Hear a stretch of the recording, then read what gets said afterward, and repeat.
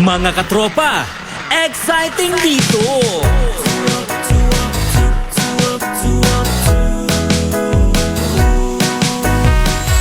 Umaga pa lang, mapapangiti ka kapag XFM na ang kasama. Ang iyong gabay sa araw-araw, kaya saan ka pa? Dito ka na sa nangunguna, radyo na pinakamasaya. Katropa mo forever. XFM makes life better. Kami ang katropa mo, exciting dito. Exciting dito. Saan man sulok ka ng mundo, araw-araw maaasahan mo. XFM makes life better. Katropa mo, katropa ko, katropa ng lahat, katropa ng bawat Pilipino. Katropa mo, katropa ko, katropa ng lahat, katropa ng bawat Pilipino. Up to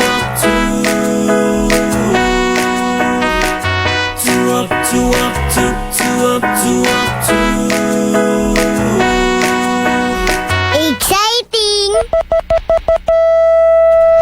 Oras Pilipinas, ganap na 6:15 na ng umaga.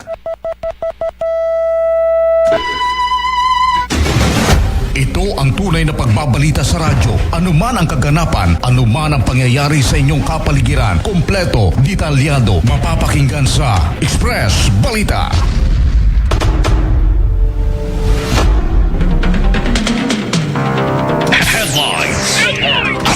Sa ating mga headlines sa balitang lokal, mga taga-bayan ng Rizal umaasa pa rin at paglalagay ng box culvert at ng DPWH para maiwasan ang pagbaha sa kanilang lugar. Po ano ng plano ng province, ng DPWH, kasi nag-request na naman po ako tayo ulit na kung anong po pwedeng gawin. Mayor Pedi Sabando nagbabala laban sa umano'y panunuhol sa Rojas Bantay Dagat. Pero mas maigi na rin na sila mismo yung aking natanong. At isa sa mga ayaw po, yung kukuhanan ng bantay dagat yung ating mga kababayan, mga mangingisda. Samantalang mga katropa, mga maliliit naman na sapa sa barangay Poblasyon 6 sa bayan ng Balabak, pinaninirahan umano ng mga buhaya. Sa balitang regional, 20 katao na tabunan ng gumuhong dump site sa Cebu. Sa balitang national naman, BIR kumpiyansang malalampasan umano ang target collection noong 2025. Sa balitang international, malawakang internet blackout naranasan sa Iran dahil sa kilos protesta. Sa balitang showbiz naman, Lisa ng Blackpink napili bilang presenter ng Golden Globes Award. Sa balitang sports, President Marcos nais na pamahalaan ng DepEd ang sports. Express Balita sa umaga. Mula sa 104.7 XFM Broadcast Center, Palawan. Narito na ang maiinit na balita mula sa labas at loob ng bansa. Express Balita. Express Balita. Balita. At ngayon, narito ang inyong mga tagapagbalita. Express Balita sa umaga. Magandang umaga lungsod ng Puerto Princesa. Magandang umaga lalawigan ng Palawan. Mga katropa, ngayon ho ay araw ng linggo. Ika-11 sa buwan ng Enero taong 2026. Ito ang Express Balita sa umaga. Tayo ay live mula dito sa XFM Broadcast Center, Puerto Princesa City. Nasabayan na rin napapakinggan sa 14 na mga himpilan ng XFM sa buong lalawigan ng Palawan. Kami rin ay napapakinggan saan mang bahagi ng mundo sa pamamagitan ng XFM Radio app sa inyong mga Android phone. At live na rin tayo napapanood sa 104.7 XFM Palawan na Facebook page. Mga katropa, kami ho ang inyong magiging tagapagbalita ngayong umaga. Ako si Katropang Gilbert Basio.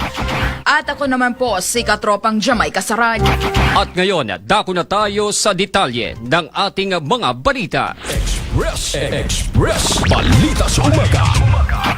Mga katropa, mabilis na tumaas ang tubig baha sa sitio Salungon 1, Barangay Eraan sa bayan ho ng Rizal, Palawan. Kasunod na rin ang patuloy na buhos ng ulan nitong Enero 8.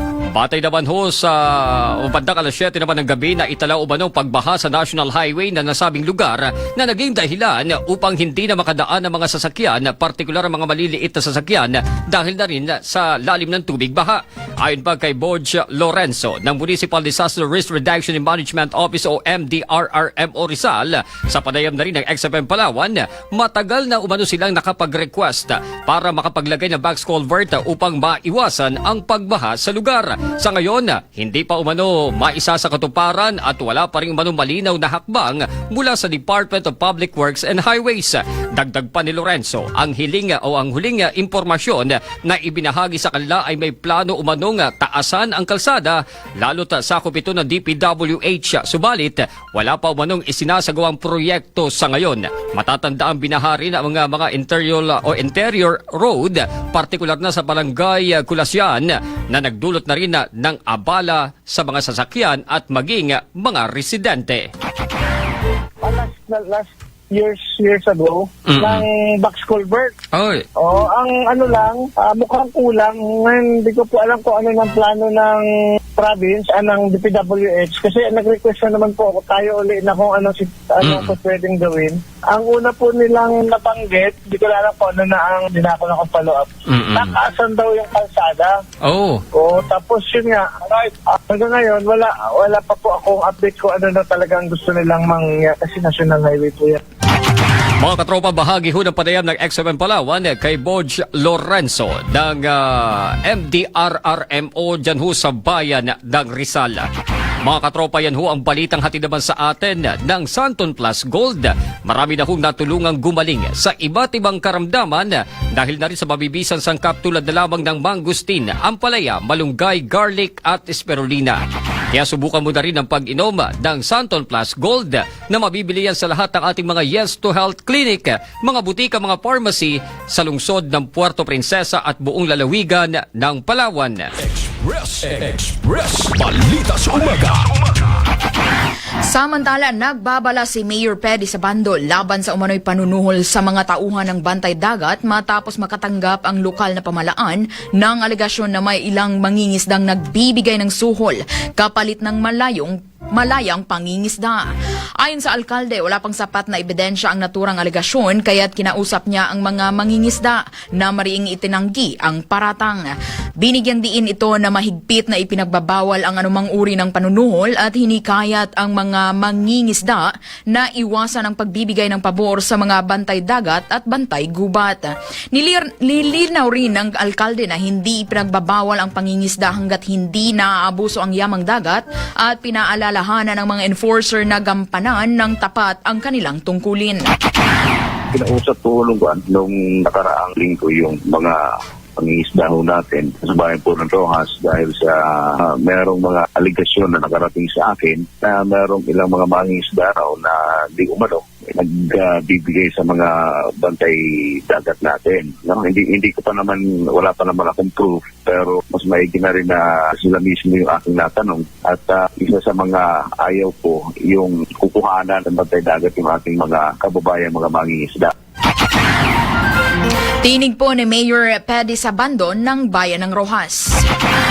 Samantala mga katropa, sa iba pang balita dyan ho sa bayan ng Rojas, formal nang pinirmahan ang panukalang nagtatakda ng live streaming ng mga sesyon ng Sangguniang Bayan ng Rojas sa inisyatibo ng mga miyembro ng konseho.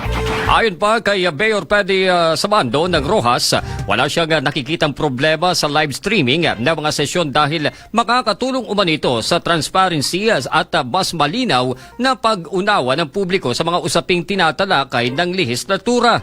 Mahalaga rin umano na hakbang ito upang malaman ng mamamayan kung sino-sino ang kanilang mga inihalal na opisyal at kung sino ang aktibong gumaganap ng kanilang tungkulin. Dagdag pa ng alkalde, bilang dating miyembro ng Sangguniang Bayan, suportado niya ang live streaming bilang bahagi ng bukas at transparency sa pamahalaan sa Rojas, Palawan. Nung nasaraan pa, napermahan ko na po yan. Ayan po ay inisyatibo ng ating pong Sangguniang Bayan member na probahan nila sa kanila, nakarating na ho sa atin yung pong resolution na yan at pinipirmado na ho natin. Mas okay naman yun, wala namang problema doon. Mas maganda ngayon, Katropang Gilbert, na yung pong session ng ating mga SB member malalive sa Facebook. Maririnig yung ating mga kababayan. Mas maganda yun, transparent, no? Makikita ng ating mga kababayan sino ba yung kanilang mga ibinoto. Mga katropa, muling pahayag ni Mayor Pedy Bautista sa bando ng Bayan ng Rojas. Yan naman ang balitang hatid sa atin ng numero 1 vitamin C sa bansa. Ito ho ang Santon Vitamin C. Pumasa sa pagsusuri ng FDA na may kakayanan na palakasin ang ating immune system upang hindi tayo magkasakit. Ang Santon Vitamin C mabibili yan sa lahat ng ating mga Yes to Health Clinic, mga butika, mga pharmacy sa lungsod ng Puerto Princesa at buong lalawigan ng Palawan. Express Balita sa Umaga. Tinalakay ng Sangguniang Panlalawigan ng Palawan ang panukalang magkaroon ng 3 Indigenous People Mandatory Representative or IPMR upang mas mapabilis ang pagtugon sa mga isyu at karagatan ng siyam na tribong katutubo sa lalawigan. Ayon kay IPMR Board Member Arnel Abrina, hahatiin sa 3 grupo ang siyam na tribo batay sa lokasyon ang Mulbog, Palawan at Tagbanwa sa Southern Palawan, Batak, Cagayanin at Calamian sa Northern Mainland at Cuyunon at Agutainin sa mga isla. Sinabi ni Abrina na maraming suliranin ang mga katutubo sa barangay level lalo na sa ancestral domain at indigenous political structures na mahirap tugunan kung iisa lamang ang IPMR na saklaw ang buong lalawigan. May legal na batayan umano ang panukala sa ilalim ng RA 8371 o Indigenous Peoples' Rights Act Section 16. Samantala sa ngayon ang bayan ng Agutayan na lamang umano ang walang IPMR at inaasang magkakaroon ng selection process sa Abril. Isang representative sa Sangguniang Panlalawigan. Ganon din dito sa northern part ng Palawan, sa mainland, ay mayroong 3 tribo. Ang tribong Batak, tribong Tagbanwa at Tandulanan, at tribong Calamian, Tagbanwa Calamian, na nandun sa Calamianes Islands. So isang grupo yan na isang representative din. At ganon din sa mga isla natin na nandun sa eastern part ng Palawan, yung tribong Cagayanin, tribong Cuyunon, at tribong Agutainin. Tinig po ni Board Member Arnel Abrina. Express Balita sa Umaga. Samantala mga katropa, sa kaugnay na balita, ilang mga board member naman sa Sangguniang Panlalawigan ang tumutol sa panukalang pagkakaroon ng 3 IPMR. Kabilang ho sa mga kumontra si Board Member Ferdinand Zabalya sa panukalang pagkakaroon ng 3 Indigenous Peoples Mandatory Representative sa Sangguniang Panlalawigan ng Palawan. Iginiit ito na sa ilalim umano ng batas ay isa lamang ang IPMR at dapat itong nakikipag-ugnayan sa National Commission on Indigenous People o NCIP. Aniya, ang paghahati ng tungkulin ng IPMR ay maaaring magdulot ng kalituhan sa mandato. Nagpahayag din ng agam-agam si Board Member Rafael Ortega na nagsabing maaaring questionin ang pagiging epektibo ng 3 IPMR at posibleng magbukas ito ng kahalintulad na hiling mula sa iba pang sektor tulad na lamang ng kabataan at mga magsasaka. Samantala, sinabi naman ni Board Member Cherry Pie Acosta na dapat palakasin ang boses at partisipasyon ng mga katutubo sa pamahalang panlalawigan sa pamamagitan ng pagbibigay ng sapat na suporta at kakayanan ng kasalukuyang IPMR. Sa ngayon, patuloy naman na pinag-aaralan ng panukala at hinihintay ang rekomendasyon ng Committee on IPMR. Yung mungkahi, nagpasa ko ngayong orderansa na gawing 3 yung representante, medyo malamig ako doon. Siguro ako yung unang mag-oppose doon. I need to disagree with your proposal. No? Kasi alam naman natin marami pang mga items na pwedeng paglagyan. No? Pero I think one is enough. Kung gagawin po natin 3, piniisip ko nakukulangan pa ba sa servisyo ng IPMR ang ibang distrito? Sa tingin ko po, one is enough. At baka magiging hindi magandang president, it's because of paano kung pinagbigyan, halimbawa mangyari yan, at umiinom na naman yung iba. Mga Mga katropa, mga naging pahayag dila Board Member Ferdinand Zabalya, Rafael Ortega at maging di Board Member Cherry Pie Acosta. Express Balita sa Umaga. Samantala mga katropa, oras natin, ganap na hong alas 6:28 na ng umaga. Dire-diretso tayo sa iba pa mga balita sa ating mga field reporters. Balitang Dukan. Ninakaw na motorsiklo dyan ho sa barangay San Miguel, inabandula o iniwan dyan ho sa Libis sa barangay San Pedro. Alamin natin detalye ng balitang yan. Katropan natin sa balita, Alison Salvatos. Live report. Nabawi ng mga otoridad at ng may-ari ng isang motorsiklo ang sasakyan nito sa Libis Road, San Pedro, dito sa lungsod ng Puerto Princesa matapos itong nakawin. Sa ulat ng Police Station 1, alas 4:27 madaling araw noong Enero 9 nang mag-report sa impilan ng pulisya ang alias Mark, may-ari ng Honda Click 125 na may plakang 671 VHS na ninakaw di mano ng hindi pa nakikilalang salarin mula sa Purok Bagong Silang, Barangay San Miguel. Agad naman nagsagawa ng follow-up operation ang mga elemento ng Police Station 1 at kahapon, Enero 10, dakong alas 8:20 ng umaga, isang tip ang natanggap ng mga otoridad mula sa isang concerned citizen sa Libis San Pedro na mayroon din munong inabandonang motorsiklo.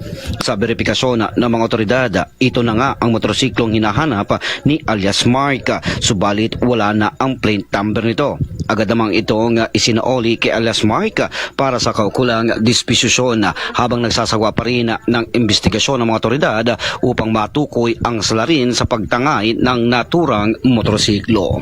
Yan ang balita natin naman sa atin ng numero 1 vitamin C sa bansa, ang Santon Vitamin C. Mabibili na sa mga butika nationwide. Para sa nagkakaisang Pilipino, para sa Pilipinas at mula sa 104.7 XFM Puerto Princesa, ako naman, katropang Alison Salvatus, XFM News. Live report. Express Balita sa Umaga. Samantala, walang kaukulang permit na mga chainsaw kinumpiska ng PCSD sa bayan ng El Nido, Palawan. Katropa mo sa balita, Belia Mucha. Live report.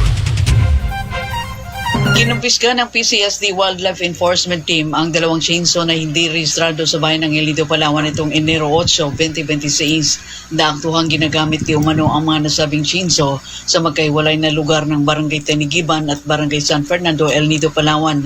Ayon sa PCSD, ang paggamit ng chainsaw na walang rehistro at pahintulot mula sa nasabing ahensya ay malinaw na paglabag sa Republic Act No. 9175 o Chainsaw Act of 2002. Dahilan upang kanilang kinumpiska ang mga ito at isinailalim pansamantala sa kustodiya ng umarestong opisyal para sa wastong disposisyon.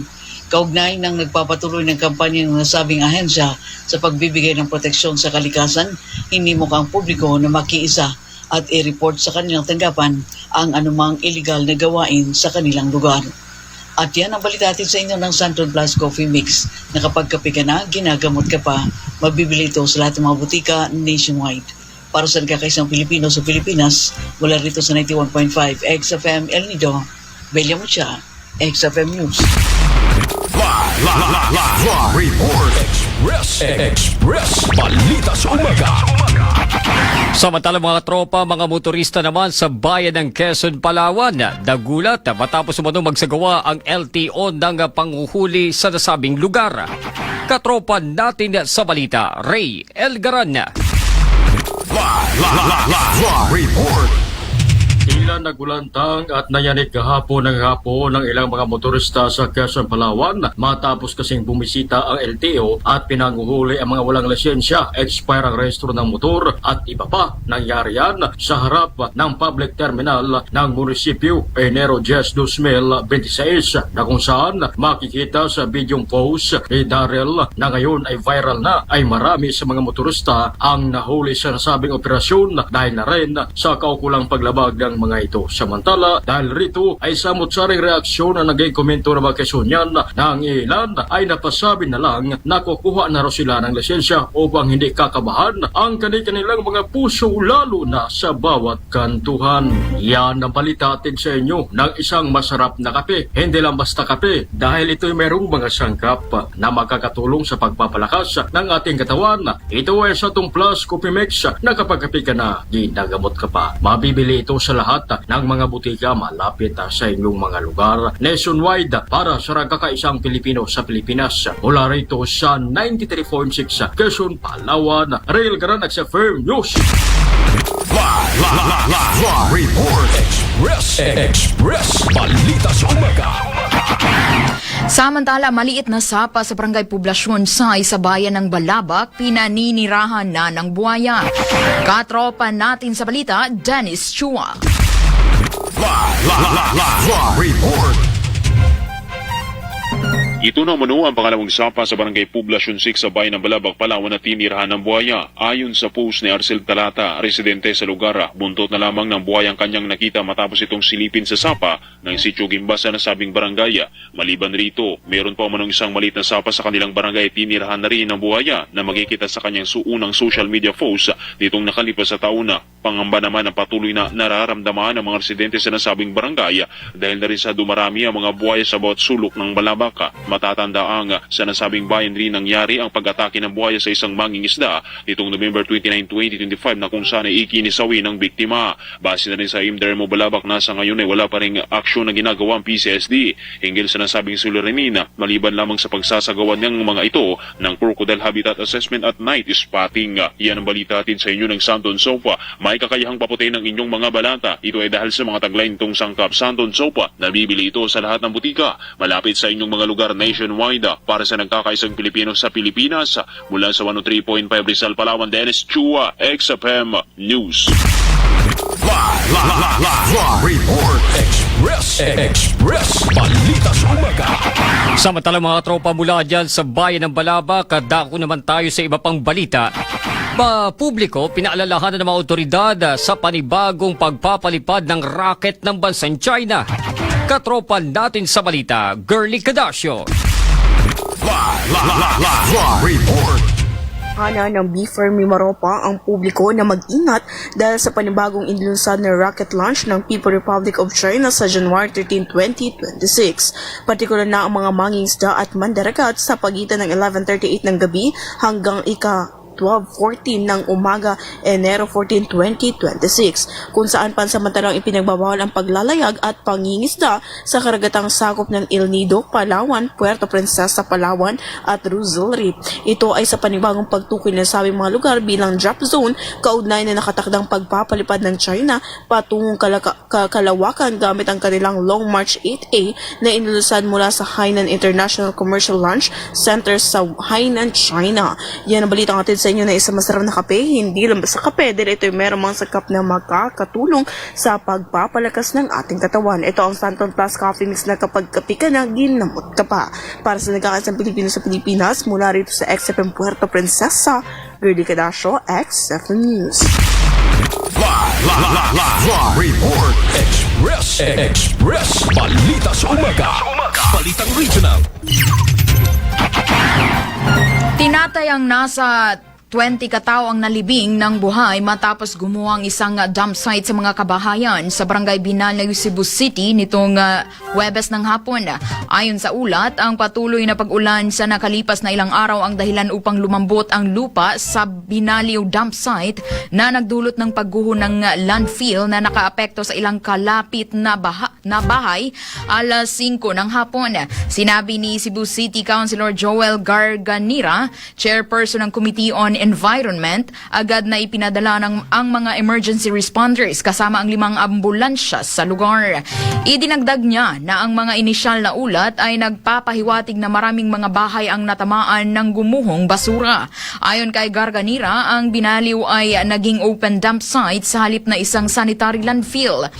3 katao na ang nasagip at dinala sa ospital habang patuloy pa ang isinasagawang rescue operations.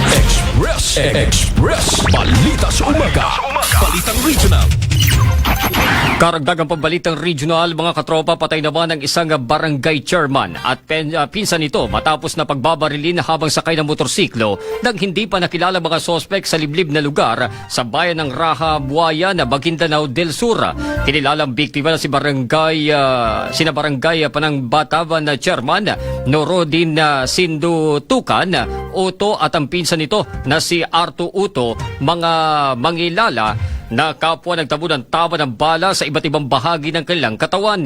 Ayon pa kay Lieutenant Colonel Jopi Ventura, spokesperson ng Police Regional Office ng Bangsamoro Autonomous Region, na itala umano ang pananambang sa mga biktima ilang metro lamang malapit sa tahanan nila sa barangay Panantaban, Raha, Buayan, alas 9:40 ng umaga. Lumalabas naman sa investigasyon, magkaangkas umano sa motorbike ang mga biktima na minamaneho ni mangilala nang mag-overtake umano sa kanila dalawang motorsiklo na sinasakyan ng dalawang lalaki.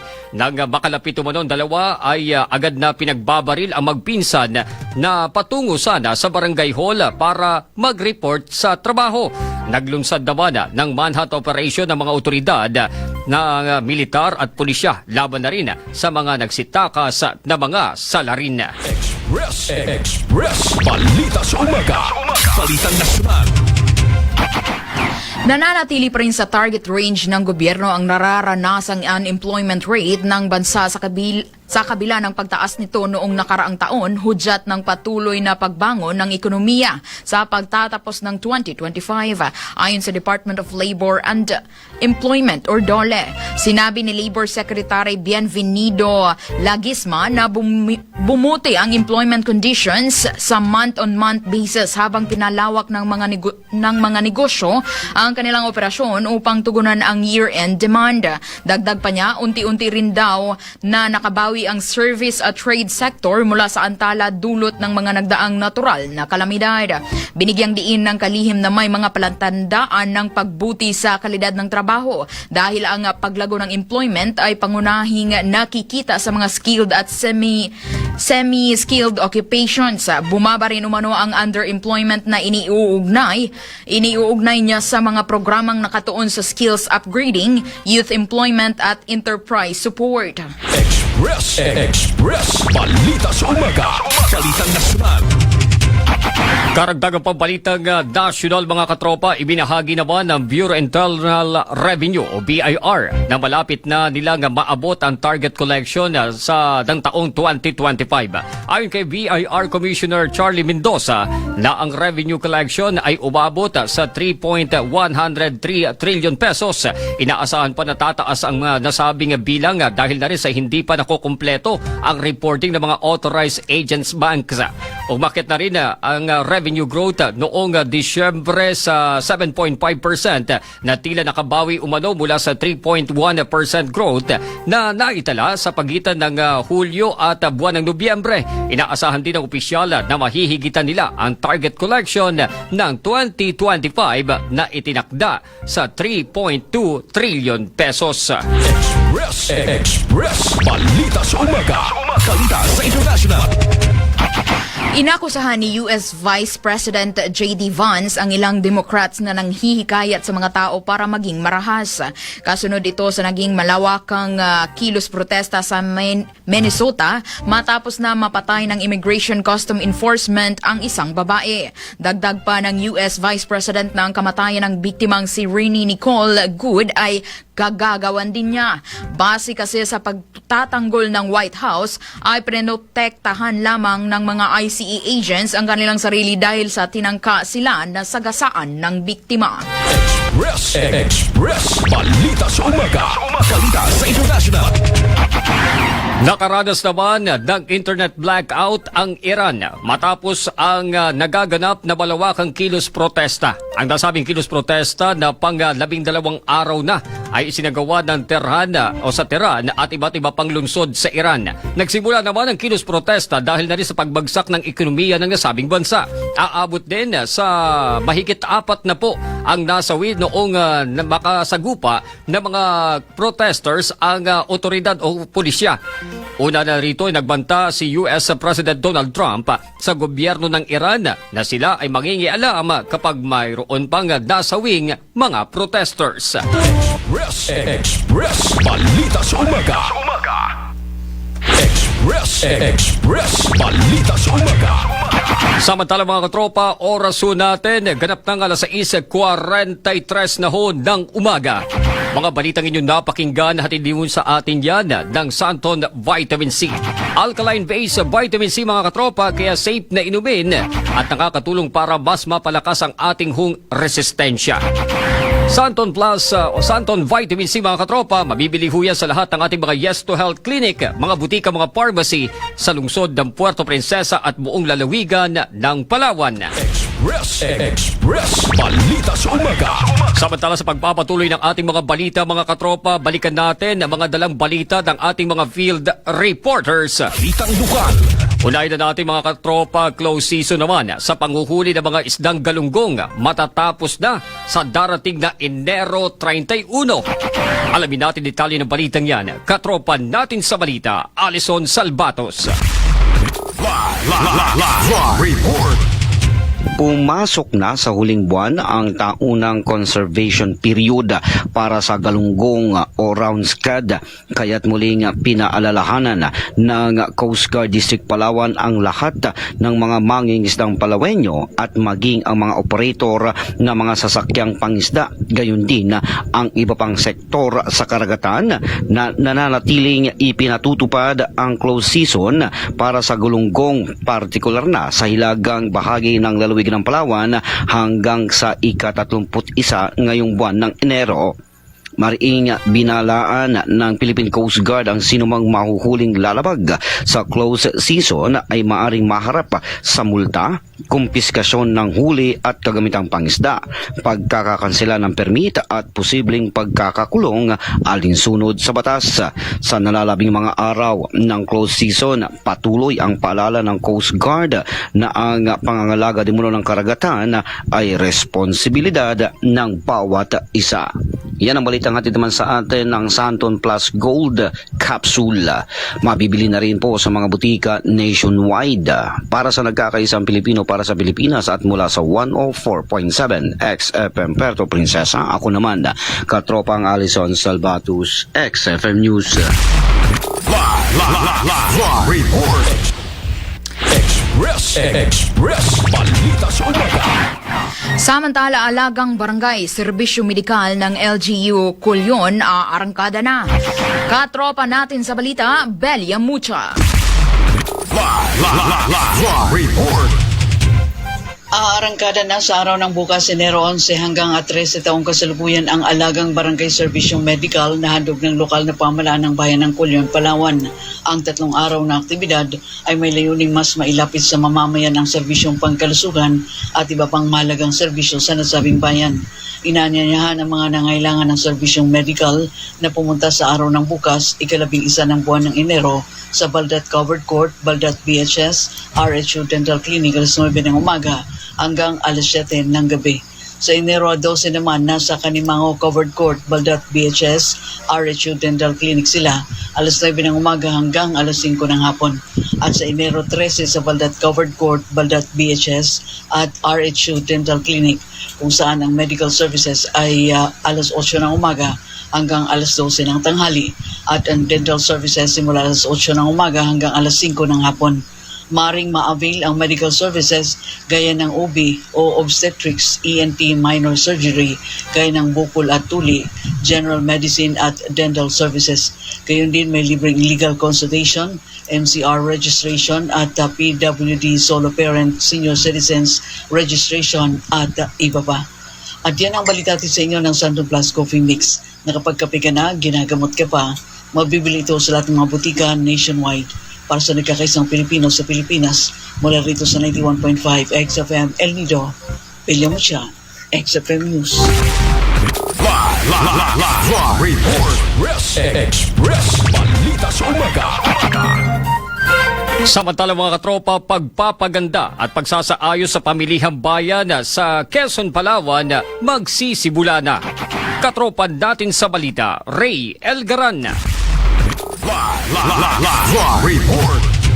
Masisimulan na di umano ngayong 2026 ang pagpapaganda at pagsasaayos ng pamilihang bayan ng Quezon, Palawan, na kung saan isa ito sa pahayag ng alkalde ng Quezon na si Liligarilao Turico noong pagsagawa kamakailan ng flag raising ceremony ng LGU. Samantala, ayon pa sa opisyal, lalagyan ng tiles ang palengke at ang pagsasaayos ng drainage system upang mas maiging matiwasay at kaakit-akit. Mababatid na matagal na itong nais sa tuparan ng mga opisyal dahil isa ito sa mga problema sa pamilihang bayan. Yan ang balita atin sa inyo ng Shantong Plus Gold na marami nang nagpapatunay na nakatulong ito sa kanilang karamdaman. Kaya subukan mo na rin ang Shantong Plus Gold. Mabibili ito sa lahat ng mga butika malapit sa inyong mga lugar nationwide para sa nagkakaisang Pilipino sa Pilipinas. Mula rito sa 93.6 Quezon, Palawan, Rail Gran XFM News.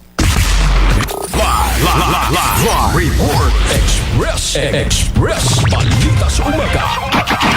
Samantala, dalawang most wanted person na rank 8 at rank 9 provincial level arestado sa bayan ng Balabac kaugnay sa kasong illegal recruitment in large scale. Katropa natin sa balita, Dennis Chua. Report. Arestado ng mga otoridad ang dalawang most wanted person rank number 8 at 9 provincial level kaugnay sa kasong illegal recruitment in large scale sa barangay Poblacion Por sa bayan ng Balabac, Palawan kahapon January 10, 2026. Inaresto ang mga ito sa bisa ng warrant of arrest na inisyon presiding judge Ramon Chito Rada Mendoza ng 4th Judicial Region Branch 165 sa bayan ng Brooks Point, Palawan. Base na rin sa kasong illegal recruitment in large scale na walang inirekomendang piyansa. Samantala, ang dalawang sospek ay nasa kustodiya na ng mga otoridad para sa tamang disposisyon. Yan ang balita hatid sa inyo ng Santon Soap. May kakayahang paputin ang inyong mga balata. Ito ay dahil sa mga taglay nitong sangkap. Santon Soap, mabibili ito sa lahat ng butika malapit sa inyong mga lugar nationwide. Para sa nagkakaisang Pilipino sa Pilipinas, mula sa 103.5 Rizal, Palawan, Dennis Chua, XFM News. Report Express Balita sa Umaga. Vice Mayor Peter Jimbo Baristella nakipagpulong naman sa Land Transport Terminal OIC Manager kaugnay ito sa problema ng prangkisa sa mga transport group. Katropan natin sa balita, Girly Cadasio. Report. Nakipagpulong si Vice Mayor Jimbo Maristella kay OIC Manager Joseph Carpio ng Puerto Princesa City Land Transportation Terminal sa Barangay Irawan kung saan pinag-usapan ng kinakaharap na problema ng ilang transport group, partikular na ang usapin ng prangkisa. Napag-usapan ng pagpupulong kung paano matutulungan ng pamahalang panlusod ng iba't ibang transport group na bumabiyahe sa lungsod ng Puerto Princesa na magkaroon ng prangkisa, lalo na yaong mga bumabiyahe na malalayong barangay sa lungsod ng Puerto Princesa. Sa impormasyong nakaharap ni Vice Mayor Jimbo Maristella, iilan lamang ang mga ito sa mga may prangkisa at karamihan dito ay hindi nakakakuha o makakapag-renew ng prangkisa dahil sa pinaiiral na patakaran ng LTFRB. Yan ang balitang atin sa inyo na isang masarap na kape, hindi lang basta kape dahil ito ay merong mga sakap na makakatulong sa pagpapalakas ng ating katawan. Ito ang Santon Plus Coffee Mix na kapag kape ka na, ginamot ka pa. Para sa nagkakaisang Pilipino sa Pilipinas, mula rito sa XFM Puerto Princesa, Girly Cadasio, XFM News. Report Express Balita sa Umaga. XFM Weather Update. Samantala mga tropa, sa lagay ho ng ating panahon ngayong araw ng linggo, makakasama natin live mula ho sa DOST Pag-asa si Obet Badrina, ang ating hong weather specialist. XFM Weather Update. Magandang umaga po at live mula dito sa Pag-asa Weather Forecasting Center. Narito na ang lagay ng ating panahon ngayong araw nga ng linggo, January 11, 2026. At sa ating latest satellite images, makikita po natin, wala tayong minomonitor na low pressure area sa loob at labas ng Philippine Area of Responsibility, pero inaasahan pa natin magiging maulan ng panahon, partikular na dito sa may silangang bahagi ng Northern at Central Luzon, dulot ng shear line, habang ang easterlies ay magpapaulan din partikular na sa may silangang bahagi ng Southern Luzon, itong Bicol Region, kasama itong Eastern Visayas hanggang sa may bahagi ng Caraga Region. Dulot naman ng hanging amihan o northeast monsoon, magkakaroon pa rin ng mga mahihinang pag-ulan sa malaking bahagi ng Luzon sa araw na ito. Sa iba pang bahagi ng ating bansa, dito sa Kabisayaan, Southern Luzon, at sa may area ng Mindanao, generally fair weather sa araw na ito na posible pa rin yung mga localized rain showers and thunderstorms. Dito sa Luzon, inaasahan natin ang malaking posibilidad ng mga pag-ulan hanggang sa kumisay malalakas sa mga pag-ulan dulot ng shear line sa may Cagayan Province, kasama rin yung Isabela, Aurora, Quezon, at gayon din, dulot naman ng easterlies, magiging maulan pa rin sa malaking bahagi ng Bicol Region ngayong araw. Mag-ingat po sa mga posibilidad ng mga flash floods and landslides, lalo-lalo na kapag may biglaan tayong malalakas na mga pag-ulan. Samantala, ang amihan ay magdadala pa rin ng mahihinang mga pag-ulan, partikular na sa nalalabing bahagi ng Cagayan Valley Region, kasama yung Cordillera, gayon din po dito sa may area ng Nueva Ecija at Bulacan. Sa Metro Manila ngayong araw, posible pa rin yung mga mahihinang pag-ulan gayon din sa Calabarzon, habang ang bahagi ng Ilocos Region at nalalabing bahagi ng Region 3 or ng Central Luzon, makararanas naman ng mga isolated o pulupulong mahihinang pag-ulan, habang localized thunderstorms ang mararanasan sa may bahagi ng Mimaropa. Medyo malakas pa rin yung amihan po ngayon, kaya inaasahan pa rin natin yung pagbaba ng temperatura. Agwat ang temperatura sa Lawag na sa 23 to 30 degrees Celsius, sa Tuguegarao sa 21 to 25 degrees Celsius, habang sa Baguio 15 to 22 degrees Celsius, sa Metro Manila naman 23 to 30 degrees Celsius, sa Tagaytay 20 to 28 degrees Celsius, habang sa Legazpi mula 23 to 28 degrees Celsius. Dito naman sa Palawan, Visayas at Mindanao, inaasahan din natin yung mga localized thunderstorms na mararanasan sa bahagi ng Palawan. Sa Calayan Islands, agwat ang temperatura 25 to 31 degrees Celsius, sa Puerto Princesa naman 25 to 31 degrees Celsius. Habang dahil sa easterlies, magiging maulan pa rin sa may Eastern Visayas ngayong araw, habang ang nalalabing bahagi ng Kabisayaan, makararanas naman ng mga localized rain showers and thunderstorms. Yung agwat ng temperatura natin sa Iloilo nasa 25 to 30 degrees Celsius, habang sa Cebu nasa 24 to 31 degrees Celsius, at sa Tacloban nasa 23 to 29 degrees Celsius. Inaasahan din natin ang malaking posibilidad ng pag-ulan at maulap na kalangitan sa araw na ito sa malaking bahagi ng Caraga Region, partikular na nga sa Dinagat Island, Surigao del Norte at Surigao del Sur. Ang nalalabing bahagi naman ng Mindanao, generally fair weather ngayong araw. Ibig sabihin, medyo maliit yung posibilidad ng malalakas na mga pag-ulan, pagamat posible pa rin yung mga localized rain showers and thunderstorms sa dakong hapon hanggang sa gabi. Yung agwat ng temperatura sa Zamboanga, nasa 25 to 33 degrees Celsius. Sa Cagayan de Oro, 23 to 31 degrees Celsius, habang sa Davao, 24 to 32 degrees Celsius. At again, sundan po tayo sa iba't ibang mga social media platforms, sa X, sa Facebook at YouTube, at sa ating dalawang websites, pag-asa.doc.gov.ph, at dito po sa panahon.gov.ph, makikita nyo po yung mga latest warnings na inilalabas po ng iba't ibang mga regional services divisions ng Pag-asa. Makikita nyo po yung mga flood advisories, heavy rainfall warning, rainfall information at thunderstorm advisories. Nakamapa po yan, real time sa buong Pilipinas. Kaya bisitahin nyo po itong dalawang websites ng Pag-asa. At live naman nagbibigay update mula rito sa Pag-asa Weather Forecasting Center. Ako naman si Obet Badrina. Maghanda po tayo lagi para sa ligtas na Pilipinas. Maraming salamat po. Have a blessed Sunday sa inyong lahat. God bless po. Weather update. Showbiz News. Nakatakdang gumawa ng kasaysayan sa Golden Globes Award si Blackpink member Lisa. Isa kasi si Lisa na napili para mag-present ng mananalo sa 83rd Golden Globes. Siya lamang ang unang K-pop member na magiging presenter ng nasabing award-giving body. Sa inilabas na listahan ng organizer ay kasama nito bilang presenters sina Snoop Dogg, Miley Cyrus at Orlando Bloom. Gaganapin ang awarding ceremony sa Enero 12 sa Los Angeles. Showbiz News. Balitang Sports. Samantala mga tropa, sa ating namang balitang pampalakasan, pinanunsyo ho ni Pangulong Ferdinand Marcos Jr. ang pagbabalik ng pamamahala ng palakasan ng sports sa Department of Education o DepEd. Isinagawa ng Pangulo ang anunsyo sa pagdalo niya sa pagbubukas ng Cagayan Provincial Athletic Association na ginanap sa Kamalinugan Sports Complex, Cagayan. Giit ng Pangulo na ang pagbabalik umano ng sports sa DepEd para maranasan ng mga kabataan na ang sports, mapalakas ang katawan at matuto ang mga ito kung paano makisama sa ibang mga kupunan at ibang tao.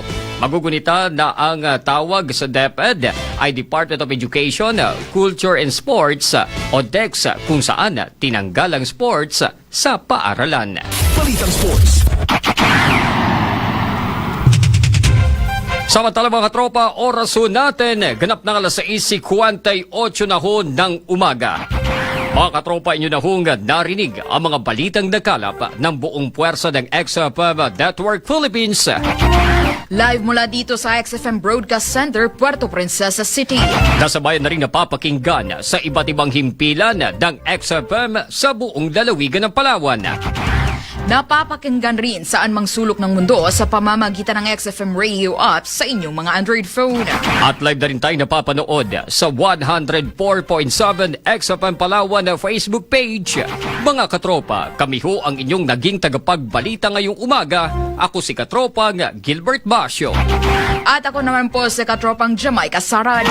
Maraming salamat at magandang umaga, Pilipinas! Santo Plus Gold. Mas pinalakas, pinagaling, pinahusay. Santo Plus Gold. Islamita po, Sandoval, 23 po, masakit ng katawan, gumamit ng Santon Plus Gold. Unti-unti nang nawala. Ngayon po, wala na. At sa mga kaibigan ko at kababayan, subukan ninyo gumamit ng Santon Plus Gold kung kayo po may makaramdaman